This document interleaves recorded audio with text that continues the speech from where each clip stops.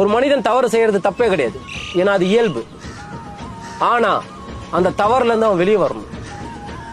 நீங்க கேட்டீங்களே, இறைவன் நல்லவனா எடுத்து போனா கெட்டவனா எடுத்த, இறைவன் வாய்ப்பு கொடுப்பான். நீ செய்த தவற உனக்கு உணர்த்துவான், நீ இந்த மாதிரி இருக்குன்றத உனக்கு கூறிட்டு காட்டுவான். ஆனா அவன் கொடுக்கப்படுற வாய்ப்பை நீங்க பயன்படுத்திக்கினீங்க, இறைவன் சொன்ன மாதிரி உங்க மரணம் ரொம்ப சந்தோஷமா இருக்கும். இல்லையா, நீங்க செய்த எல்லா காரியத்துக்கும் வருத்தப்பட்டு மரணிப்பீங்க.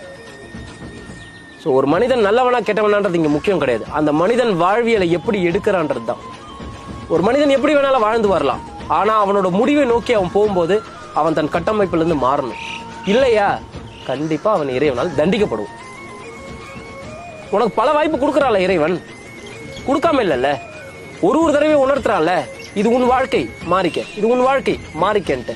அந்த இடத்துல நான்ற இடத்துக்கு நீங்க போயிட்டீங்க, அவன் வேடிக்கை பார்ப்பான். ஆனா எப்போ நீங்க அதை உணர்ந்து தலையை குனிஞ்சு கண்ணீரை விட்டு, ஐயா நான் செஞ்சது தப்புதான், சில காரணங்களால இப்படி ஆயிட்டேன், இனிமே நான் பண்ண மாட்டேன்னு கும்பிட்டுட்டீங்க, உங்களை தூக்கிட்டு போயிடுவாங்க. ஸோ மனிதன் தவறு பண்றதோ இல்ல பாதி நாள் நல்லவனா வாழ்றதோ கெட்டவனா வாழ்றதெல்லாம் முக்கியமே கிடையாது. அந்த மனிதன் மாறுறானா இல்லையான்றது. மாறிட்டா அவ வாழ்க்கை ரொம்ப சிறந்ததா இருக்கும். இல்லையா, இறைவனால் தண்டிக்கப்படுவான்.